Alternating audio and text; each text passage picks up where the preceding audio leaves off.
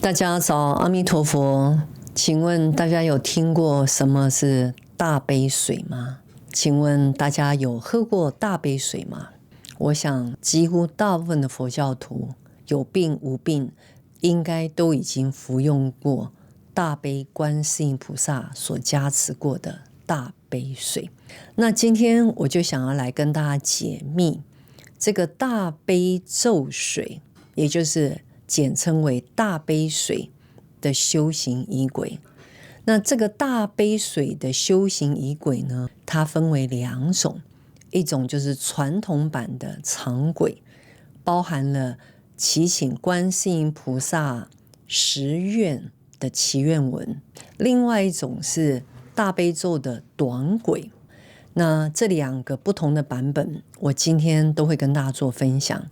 在进入正式带领大家去学习并且受持大杯水的修行仪轨之前，我想先跟大家介绍大悲咒的出处。那大悲咒它的出处是佛经的哪一部呢？大悲咒它传统正式的名称为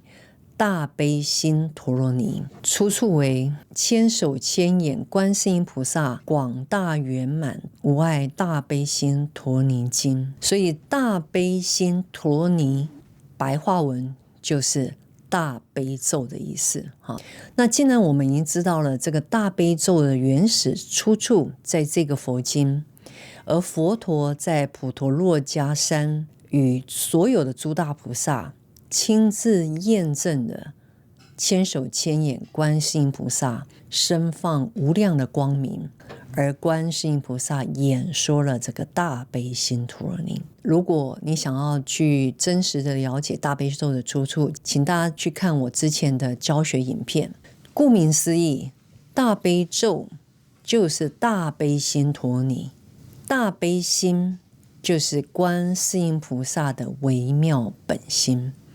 也就是说，观世音菩萨之所以会化身为观世音菩萨，为什么能够去应千百亿化身，去满一切众生之所愿，拔一切众生之所苦，就是因为大悲心所驱动。所以如果你想要跟观世音菩萨相应，那你一定要升起如实的大悲心。就如同今天我们要去受持大悲水的修行仪轨，你一定要升起大悲心。没有大悲心就没有大悲水，没有大悲心就没有观世音菩萨。当然我们普称观世音菩萨的时候，它可以表称其他的任何一尊的观世音菩萨。但当我们在修持大悲水的仪轨的时候，我们这一讲的观世音菩萨指的就是千手千眼大悲观世音菩萨，是这个大悲水修行仪轨的本尊。也就是我们要跟千手千眼观世音菩萨做祈请，请千手千眼观世音菩萨加持我们所供养的这一杯净水。所以大悲心是我们跟观世音菩萨最重要的连结。没有大悲心，我们就算是磕破了头，念诵了几百万的大悲咒，我们都无法成就跟圆满。所以观世音菩萨的总持就是大悲心。所以这是第一个我们要进入修行仪轨里面我们所要升起的这个心。好，当我们说这个发这个心，这个心不是发凡夫心，而是我们要升起无二无别，跟千手千眼观世音菩萨一样的这个大悲心。当然各位可能会觉得说，师父，我才刚刚开始修行，我不知道什么是大悲心，我想要修，我想要升起，但是我升起不起来。那我这里可以跟大家做非常简单的一种修心的方法，就是舍己缘他，放下思维自私的自己，多缘念他人，这个就是升起大悲心的最基本的一个要素。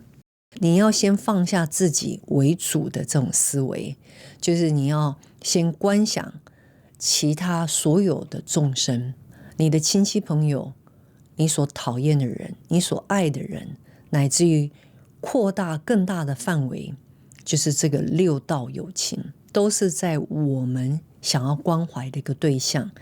那所以由这个舍己缘他，就是升起大悲心的最基本的一个要素。那当你有了这个大悲心的相状，你就可以跟观世音菩萨做连结。所以为什么当我们升起大悲心的时候，就会诸佛欢喜，我们就会直接跟观世音菩萨连结呢？那是因为不只是观世音菩萨是以大悲心为总摄持，所有的诸佛菩萨能够成正等正觉，都是起因于阿耨多罗三藐三菩提，都是起因于一个为利一切众生的这个大悲心跟大愿。所以现在我们来看看如何来修行大悲水的修行仪轨。在进入正式修行仪轨之前，我们先来了解我们现在要祈请的本尊是哪一位呢？就是千手千眼观世音菩萨。那如同大家现在所看到的，观世音菩萨头顶之上有他的师父，也就是他的上师阿弥陀佛，而他身旁有1000只的手，每一只手都手握持不同的法器，代表不同的加持的意涵。而观世音菩萨同时也化现出来了1000只的眼睛。所以我们在修持大悲水仪轨的一开始，我们先要知道我们祈请的对象是谁，就是千手千眼大悲观世音菩萨。而我们就是发愿想要祈请观世音菩萨加持大悲水给我们的这个众生，也就是受者，对象就是观世音菩萨，还有一个我，就是我们正在发心修行的这个我。然后我们的旁边呢，我们要去观想其他这个六道的众生，就如同刚刚我所跟大家所分享的，你可以观想以你为主，在你的身旁有你这辈子的父亲在你左手，你这辈子的母亲在你的右手，还有你这辈子的家人，你所爱的亲眷，乃至于你所认识到的朋友，由这一种的范围开始去扩散，乃至于观想到过去无量劫来做过我们父亲母亲的众生，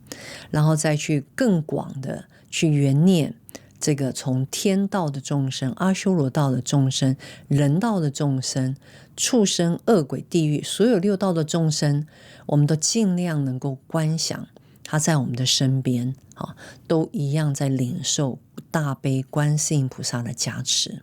所以我们已经很清楚的可以观想到，我们观想的对境是千手千眼观世音菩萨，而我们是一个勤法者，是一个修行者。而我们旁边所观想到的这些有情无情这辈子看得到，或者过去无量劫来，不管是有缘或者我们伤害过的众生，都要在我们的缘念的念头里面，就是你只要闪个念头就可以了，也不一定要很具体的去想到他们的样貌。那这个时候你的心里已经准备好了一个心念，就是不是以你自己为主的一个修行，而是以你发起大悲心，然后缘念所有六道的有情，一起来跟观世音菩萨发愿。那我们在一开始发愿的时候呢，首先我们就要升起信愿行。那这个信就是要信我们自己跟观世音菩萨跟诸佛菩萨的体性是无二无别，是一样，都是清净无染的。我们要先升起这个信心，我们有本具清净的如来藏，我们清净的自信从来没有被污染过的，这是我们对内的信，我们要信自己本具的如来藏。那对外的信呢，我们就要信他。这个他是谁呢？就是三宝，佛、十方三世过去现在未来一切诸佛菩萨法佛菩萨所开示的道理，让我们能够由昏暗转向光明。所以这个信就能够让我们信为道源功德母，就是有了这个自信跟信他，相信自己有本具的佛性，信他有诸佛菩萨无量的功德的加持，那这就能够升起无量的功德大海。所以信，第一个是信，我们的心要准备的第一个动作就是信，信己跟信他。愿，那这个愿也有我们的己愿跟他愿。那自己的愿是什么？那我们就是要发愿，我们自己可能有了重病，可能得了癌症，或者一些疑难杂症，乃至可能有一些邪灵的干扰，或者是一些看不到的众生的非人干扰。我愿，就是这个愿，就是我希望能够因为我修持这个大悲咒，受持这个大悲水，能够让我的身心都能够痊愈。不只是我自己的身心能够痊愈，我还希望所有六道的有情都跟我一样能够痊愈。这是先一个我愿，就是比较小的愿。然后我们还要愿，要一个大愿。那这个愿是什么？那就是观世音菩萨的十大愿。那观世音菩萨的十大愿是什么？就是救度一切的众生，然后希望所有的众生没有痛苦，最终能够发起菩提心，然后修行证悟佛果。这是所有诸佛菩萨观世音菩萨的这根本愿力。所以我们要先信，就是我们自己的愿望，我们可以祈请观世音菩萨，告诉观世音菩萨，请观世音菩萨加持。但是我们也要去学习这观世音菩萨的大愿，我们这样子才能够由小愿迈向大愿，然后才能够一气呵成，得到观世音菩萨的加持。第三，行。当我们这个行就是要发愿，我们信佛，愿我们愿跟观世音菩萨一样学习。行就是我在这个修法之后，我们要发愿，要做十善，要断十恶，然后要实际的行为，这就是信愿行。信愿行最重要的就是那个心，也就是大悲心。你没有大悲心，就没有千手千眼观世音菩萨的加持，没有千手千眼观世音菩萨的加持，那当然就没有大悲咒的加持，当然就也没有大悲水的加持。所以这个根本的心念很重要，我们要升起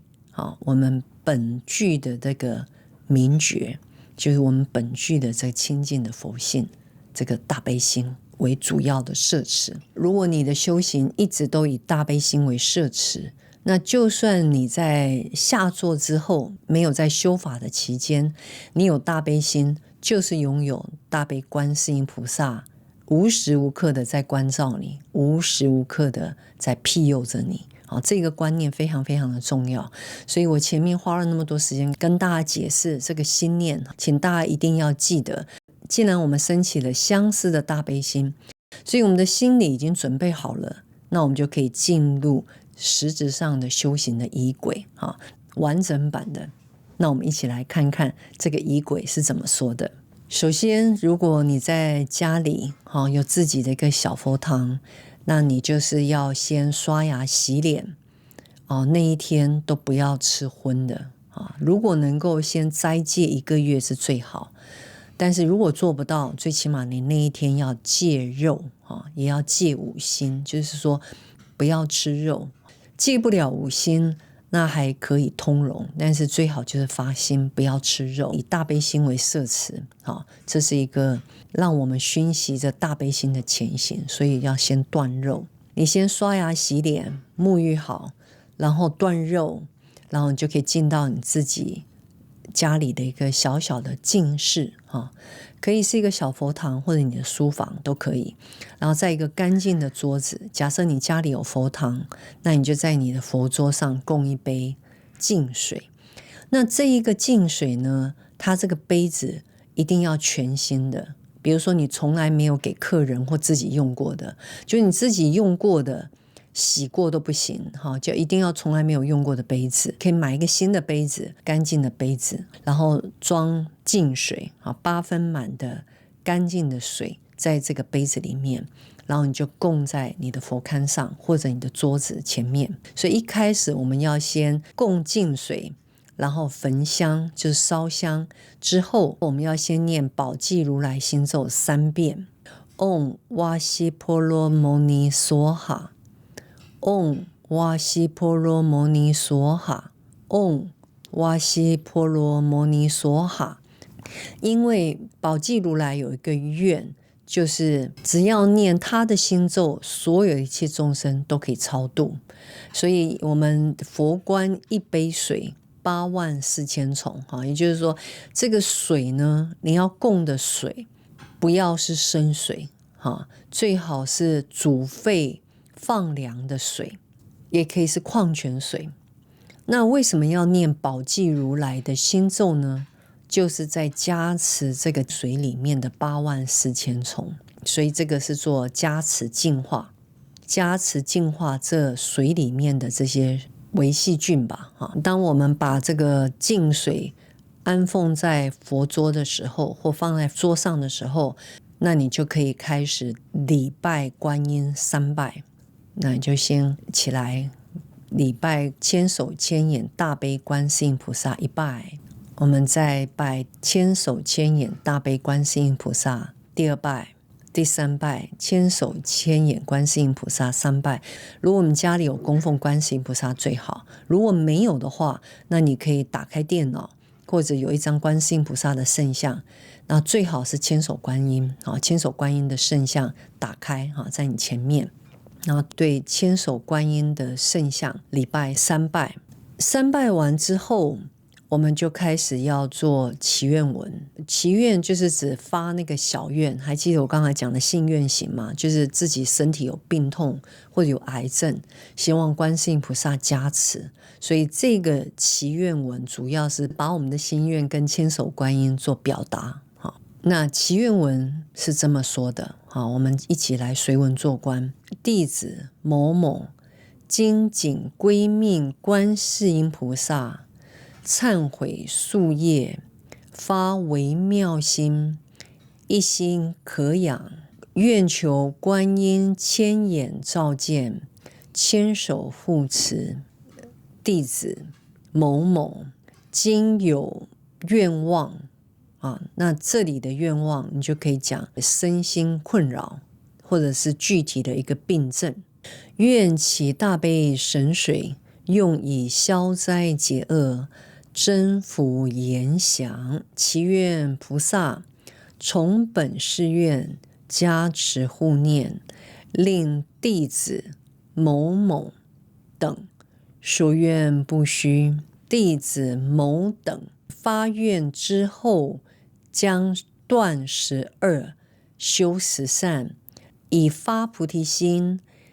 力行10善，断12，祈求观世音菩萨慈哀悯受。第一段的发愿文呢，就是对观世音菩萨表达你个人现在想对治的问题是什么可能是生病，或者是一些非人干扰，或者邪魔障碍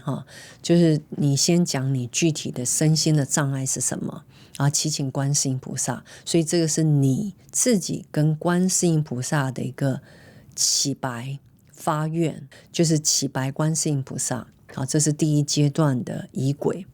那接下来就是开始要正式迎请千手千眼观世音菩萨降临来加持我们。炉香赞，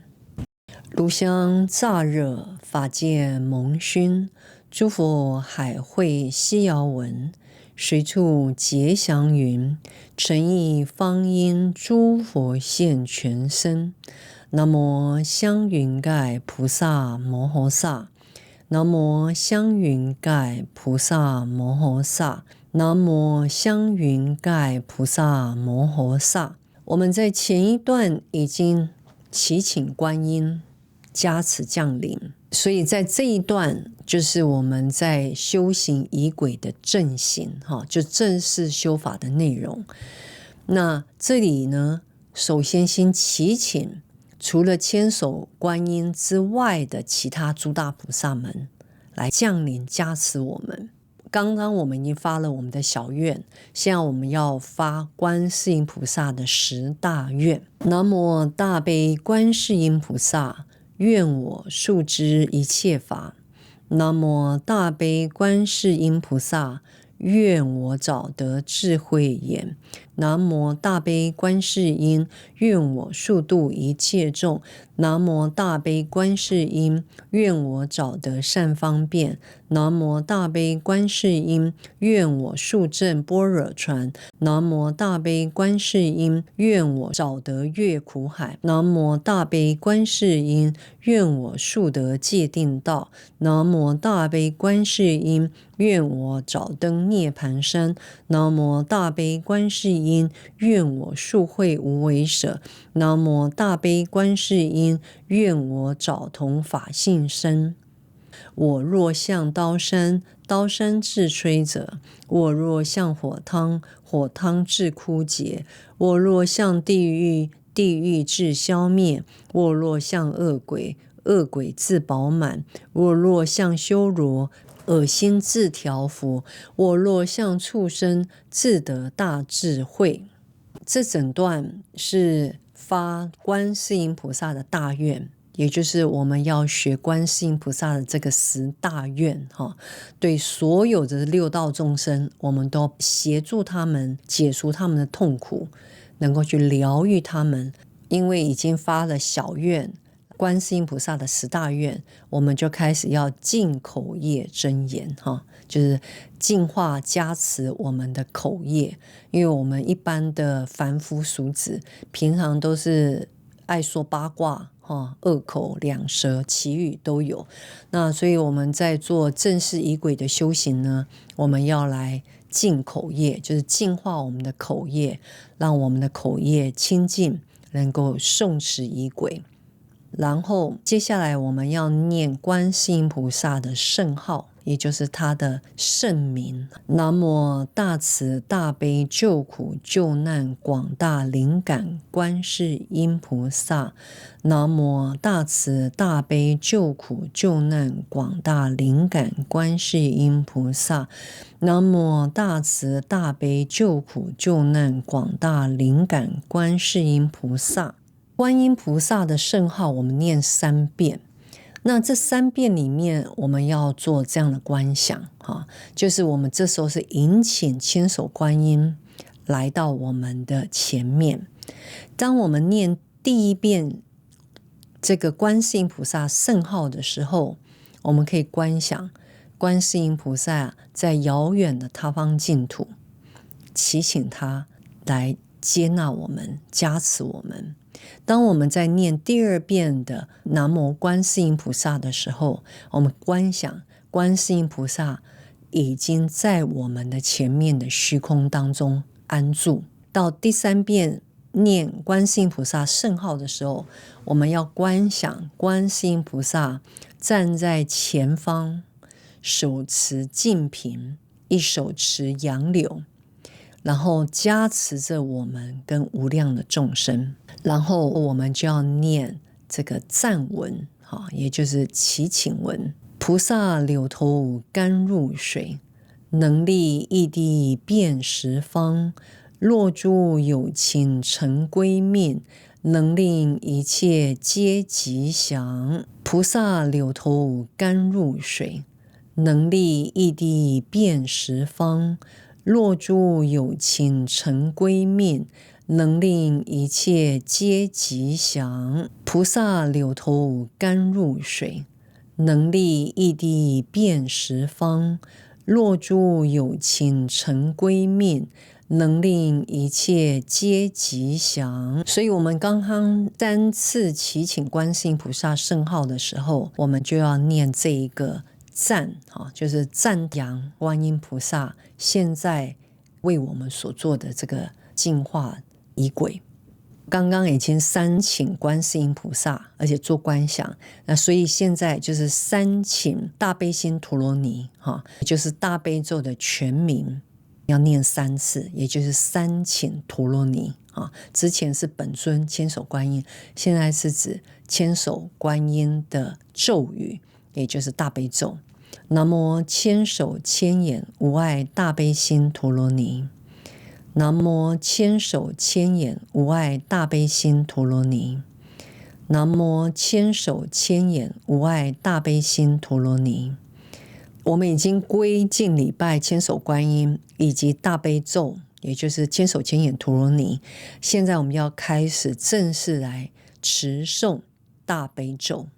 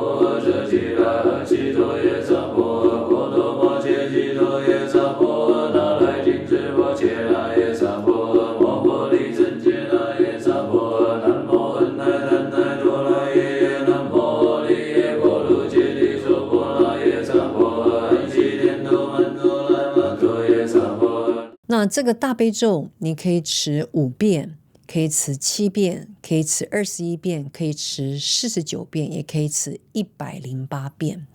这是属于你自己在这个正式仪轨的修行的时间，你自己决定。那一般如果你念5遍就可以了。在佛经里面开示，大悲咒只要持5遍，他就已经得到本尊观音的加持。这时候我们在持大悲咒正行的时候，我们就要观想观世音菩萨在前面的虚空当中，站在莲花之上，全身放白色的光明，遍照十方3000大千世界，乃至于到地狱道的众生都照到了千手观音身上所放出来的白光。这个白光呢，观世音菩萨身上的白光就照到了我们前面佛龛上我们所供养的这个净水，这个水呢就化为甘露，它就是加持净化为甘露。甘露它就不是我们一般凡人所讲的是开水或者是净水而已，它就是观世音菩萨由他的甘露瓶倒下来的甘露水在我们的供杯里面，所以我们要做这样的观想。所以我们在持不管5遍、21遍或者49遍或者108遍的大悲咒的时候，整个在大悲咒的持诵的这个过程，有可能是半个小时，可能4个小时，你就是要观想观世音菩萨瓶中的甘露水倒在我们的佛龛上或者我们桌子前面的这一杯水，我们要做这样的观想。那这时候你圆满了大悲咒完整版的修行仪轨。我现在就举21遍来说，我觉得如果是有时间的话，以21遍为主要的修行，我觉得时间上不会太长，我是觉得21遍是一个蛮好吉祥的数字。结束圆满，你可以再持大悲咒的心咒 Om 法基拉达尔玛呵利，这个大悲咒心，那你可以念49遍或108遍，因为它比较短。这个大悲咒的心咒念完之后，你还可以再念这个六字大明咒，也就是观世音菩萨的根本心咒，就是说极短的观音心咒，只有6个音节 Om Mani Padme Hum。那 Om Mani Padme Hum我就建议各位要持108遍，因为它很短，所以你可以念完108遍的 Om Mani Padme Hum。所以在咒语的部分，可能大悲咒完整本的大悲咒，还有大悲咒的心咒以观音心咒，这3个咒语都已经圆满完成。那你就可以念补阙真言，也就是说我们在持咒当中可能有一些落掉一些字，或者有些念错发音错误，我们做一种修补。这个补阙真言不只是在咒语上可以用，你念佛经的时候也可以用，而且不只可以补阙，还可以增长1000万倍的功德，可以就念3遍或1遍都可以。然后接下来我们继续持观世音菩萨的圣号，南无大悲观世音菩萨，念10遍。那我们现在持咒正行的修法到了这个阶段，我们要升起更大的信心跟祈请的力量，对观世音菩萨做祈请。观世音菩萨，至诚顶礼您的尊前，您具足圆满的悲智，感受到我与所有的众生都在受苦，我祈愿因此加持甘露大悲水，能够净化我的内心疾病、痛苦以及所有鬼魅、非人的障碍，尽些尽除、消除。观世音菩萨，观世音菩萨，观世音菩萨，请您加持，请您加持，至诚的祈请您的加持，请您融入在甘露水当中，愿我某某，或者是你心中想要回向的家人，念他的名字，愿某某喝下您的甘露水，能够升起自利利他的清净的菩提心，愿一切的有情都能安乐喜乐，愿一切有情离苦得乐，成就佛果，愿一切有情舍弃自私的自我，以大悲心摄持缘念六道的有情，愿我舍弃贪心，转嗔心为安忍，将不满转为满足，愿我的无明转为通达二谛的般若空性智慧，了知苦因种善因，断苦修善，并证悟我与诸法究竟的实相。愿一切众生转凡夫心为圆满正德正等正觉的心，愿一切众生与他们的身语意具有一切圆满的功德力，引导利益一切的有情，圆满一切有情的心愿。我们在这里加了很多，除了自己的祈请之外，包含你想为你生病的家人祈福的这个心愿，都发愿在此。最后一段的这个部分，你还可以在自己随意再发挥，你可以一直在一个自利利他、成就佛果、发广大的菩提心的心念的加持意志之下，你可以再加更多的内容下去，都没有问题的。那观世音菩萨在这时候已经看到了我们的发心，也看到了我们的祈请，也接受到了我们的虔诚的祈愿、修行、持咒，然后发愿。这时候观世音菩萨放的光融入在这个净水，也就是转换成了这个大悲水，把净水加持净化成为甘露水，也就是我们讲的大悲水。然后我们还要增加一个观想，就是观想这个大悲水的力量非常的威猛，具有加持力，就是让喝下这个大杯水的人，包括我们，或者我们想要给别人喝，大杯水一加持，所有的业障、病障、心障，所有的鬼障、魔障、非人的障碍，完全都得到大悲观世音菩萨的加持，完全消匿于无形。所以这一杯净水经过千手千眼大悲观世音菩萨的甘露水的加持净化之后，它就已经不是一般的水，它就是大杯水。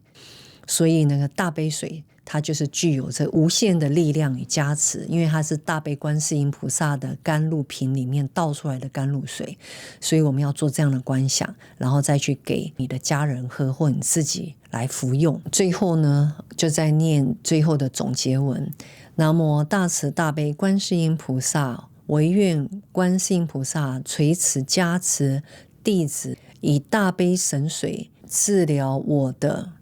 你可以讲你的什么病，祈愿所有喝到此水的有情都可以业障消除，善根增长，离苦得乐，疾病除愈，升起菩提心，修行自利利他，成就佛果。之后再依个人所求的祈愿文，最后呢就在念回向文：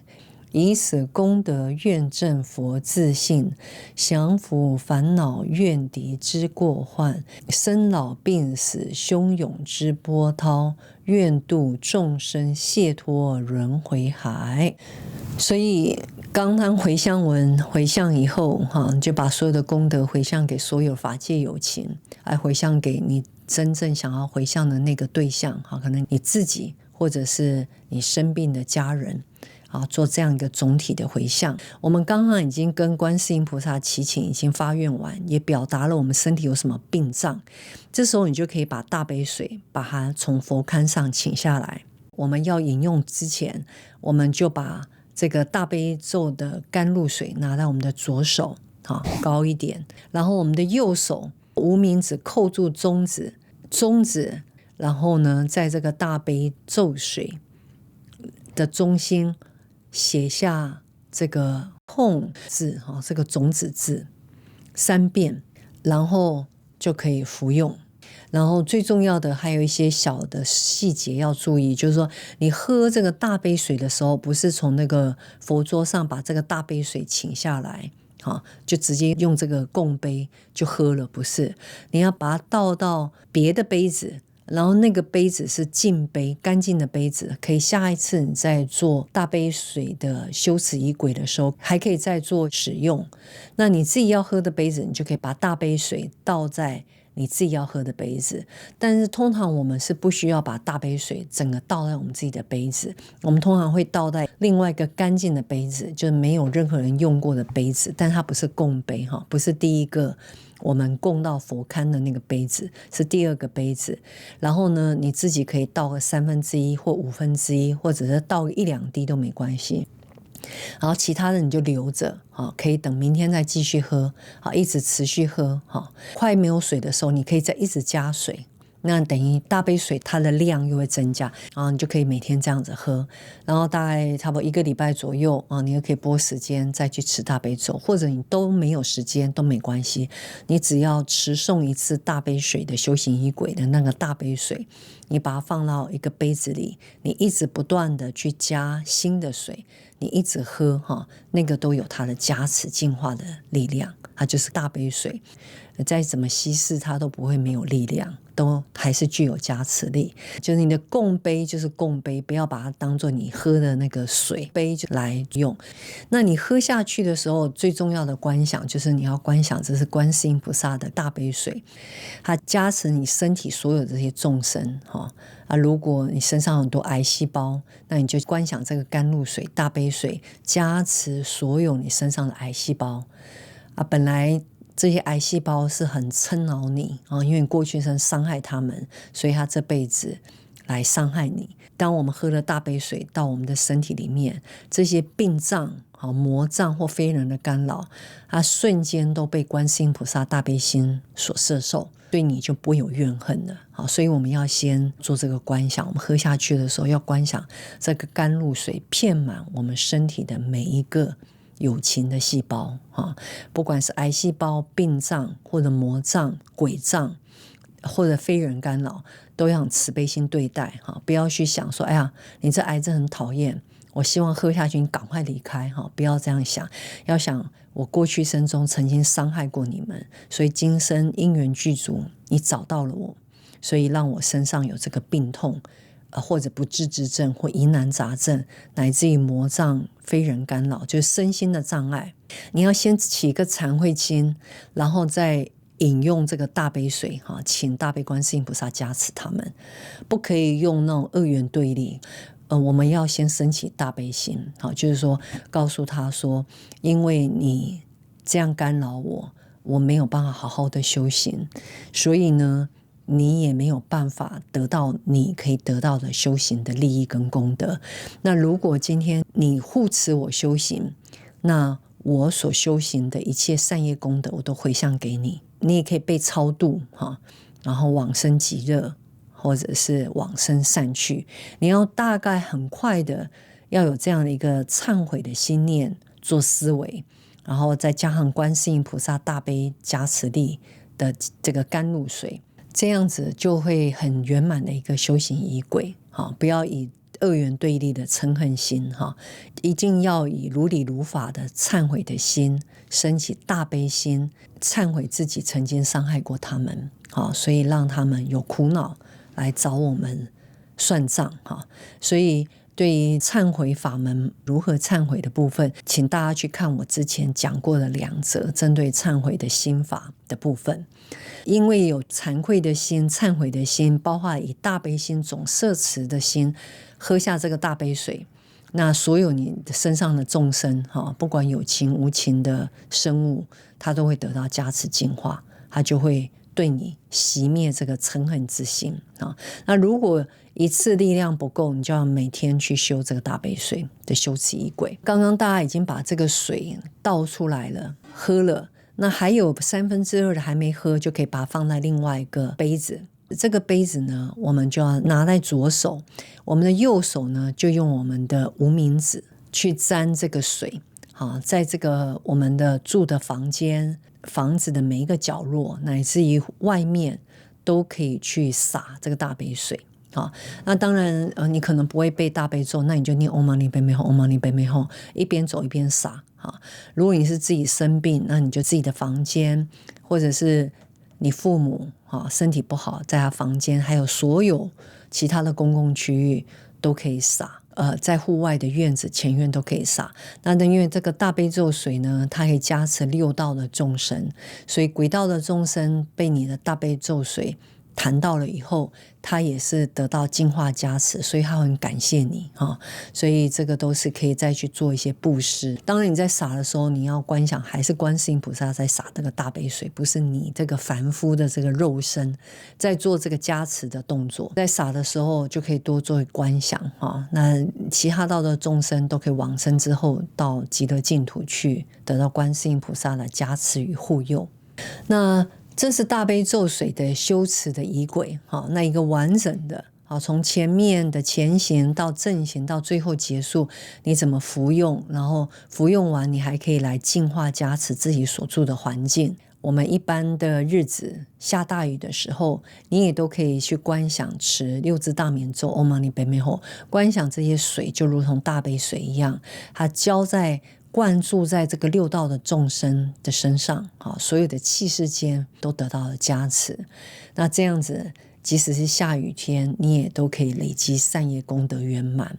但是你这种下雨的时候观想你不一定要做这个大悲咒水的观想，你就只要就是持咒就可以了就是做很方便很快速的一个观想。最重要的，你的内心要升起大悲心升起大悲心，就大悲观世音菩萨就是常住你心间就是跟你的心绪等流是结合的，所以那时候就能无往不利。好，那我今天的这个长轨的大悲咒水的修持仪轨花了非常长的时间去做分享。那短轨的大悲咒的修持仪轨是什么呢？就非常的简单你就只要祈请观世音菩萨的圣号，南无大慈大悲广大灵感观世音菩萨，南无大慈大悲广大灵感观世音菩萨，南无大慈大悲广大灵感观世音菩萨，就念观世音菩萨的圣号3遍，就可以开始持大悲咒了哈。那你就持5遍大悲咒，然后再回向。那回向呢，就以此功德愿证佛自性，降伏烦恼，愿抵之过患，生老病死汹涌之波涛，愿度众生解脱轮回海。那当然在念完5遍大悲咒之后，要用自己的无名指后住中指写一个控制的种子字在水里面，然后就可以1/3倒在自己饮用的杯子，2/3留着之后使用。好，那今天我花了很长的时间解释了这完整版的大悲咒水修持的仪轨，以短版的大悲咒的修持，那你可以交错使用哈。平常没有时间就用短版的就可以了。那如果真的身有重病，或者有一些强大的一些精神干扰哈，负面的情绪，或者是一些邪魔的干扰，或者一些恶灵的附身，那你就要持常轨的正行的修行，大悲咒水的修行仪轨来做这样的一个调心祈请迎圣正行跟结行的仪轨哈，所以你可以搭配着使用。这个大悲咒水非常的感应，我自己都有感应哈，所以我希望大家能够好好的善用。那对有一些亲戚朋友或者认识的人即使有了一些医疗的治疗，对一些重症的疾病，鼓励他们一定要持大悲咒水。真的就是希望能够众业亲报哈，能够在我们今生的修行可以继续的持续，在广利一切有情，自利利他，最终能够证悟自心，成就佛果。那希望大家喜欢我的分享，如果还没有订阅我的频道，请记得订阅频道，给我们点赞分享，然后如果有什么问题请写分享，我会看然后再跟大家做回复。那我们下回见，阿弥陀佛。南无安奈南奈多来耶耶，南无利耶波罗揭谛娑婆那耶，菩提萨埵婆耶，摩诃萨埵婆耶，摩诃迦卢尼迦耶，安萨婆拉巴依苏达那达揭达摩悉悉利多依摩利耶波罗揭谛持婆拉人多婆南摩那来谨墀悉利摩诃婆罗萨弥萨婆诃那罗苏唵阿释云萨婆萨多南摩婆萨多南摩婆揭婆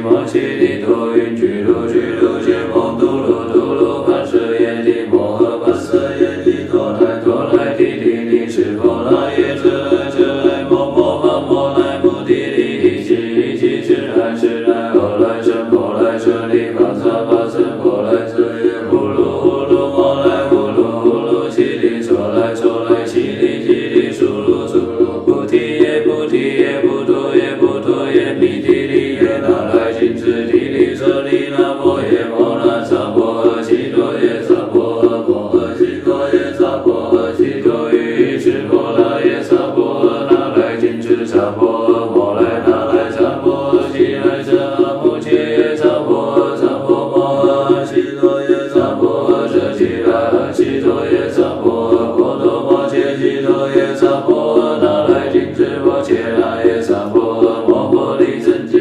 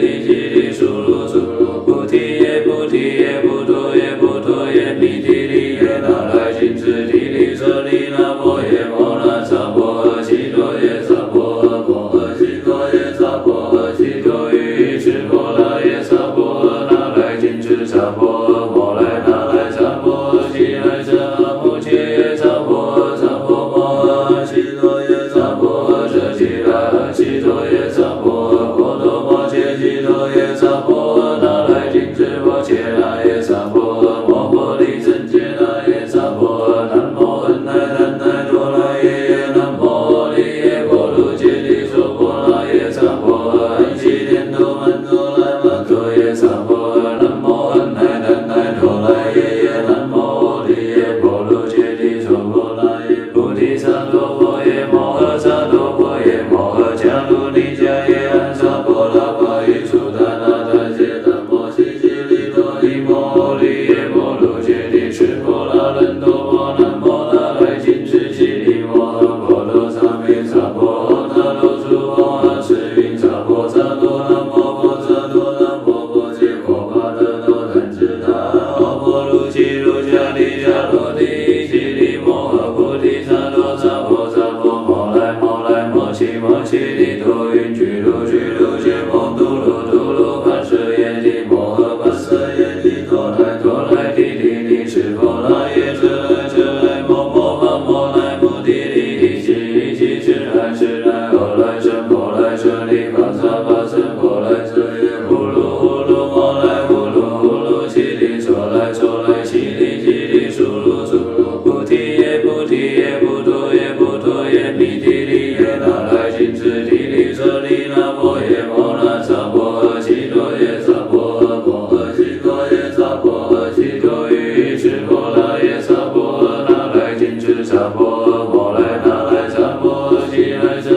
阿摩切耶萨婆诃萨婆摩诃悉多耶萨婆诃舍悉来悉多耶萨婆诃婆多摩切悉多耶萨婆诃那来金智婆切那耶萨婆诃摩婆利僧切那耶萨婆诃南无恩奈南奈多来耶耶南无利耶波罗揭谛娑婆那耶萨婆诃安悉殿都曼多来曼多耶萨婆诃南无恩奈南奈多来耶耶南无利耶波罗揭谛娑婆那耶菩提萨埵婆耶摩诃萨埵婆耶摩诃迦卢尼迦耶安萨婆拉巴耶苏达那达揭达摩悉悉利多尼摩利耶波罗揭谛持婆拉人多婆南摩那来金智悉利摩诃婆罗萨弥萨婆诃那罗苏婆诃持云萨婆萨多南摩婆萨多南摩婆揭婆巴得多弹指达阿婆卢悉卢迦利迦罗帝悉利摩诃菩提萨埵萨婆萨